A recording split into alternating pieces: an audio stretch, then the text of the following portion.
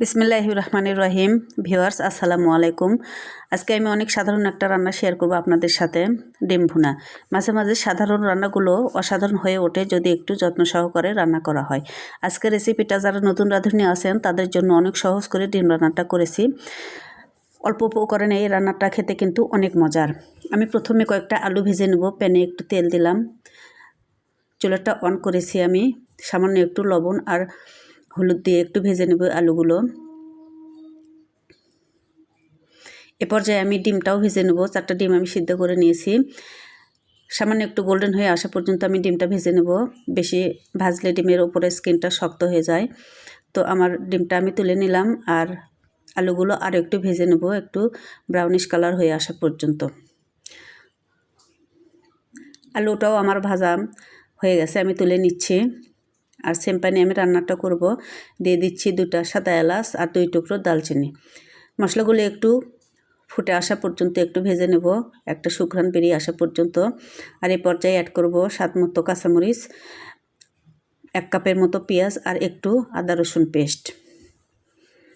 পেঁয়াজগুলো একটু ভেজে নেব, একটু কালার চেঞ্জ হয়ে আসা পর্যন্ত।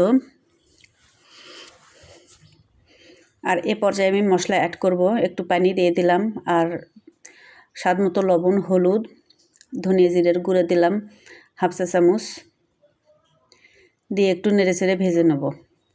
আর এই পর্যায়ে দিয়ে দিচ্ছি 2 চা চামচ টমেটো সস। এখানে আপনারা ডাইরেক্ট টমেটো ব্যবহার করতে পারেন পিউরি করে, অথবা কুচি করে টমেটো কেটেও ইউজ করতে পারেন, কিংবা না থাকলে না ইউজ করলেও হবে। তো আমি টমেটোটা একটু মশলার সাথে ভেজে নিলাম।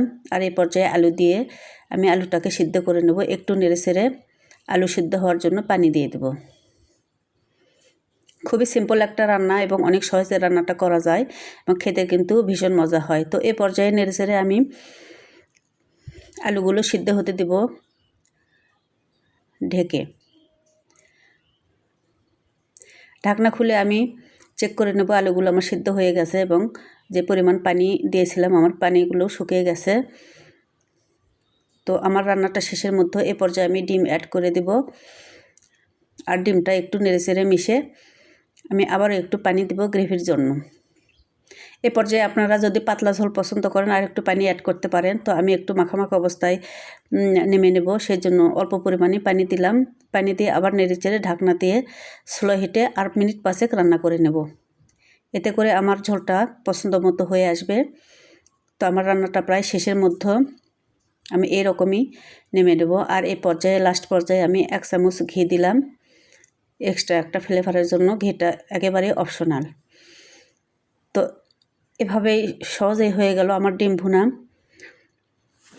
অল্প উপকরণে এই ডিম ভুনা রান্নাটি কিন্তু খেতে অনেক মজার হয়। তো আমি পরিবেশনের জন্য এবার তুলে নিচ্ছি। ভিউয়ার্স, ভিডিওটি যদি ভালো লাগে একটা লাইক দিতে ভুলবেন না, সেই সাথে চ্যানেলটি সাবস্ক্রাইব করে নেবেন।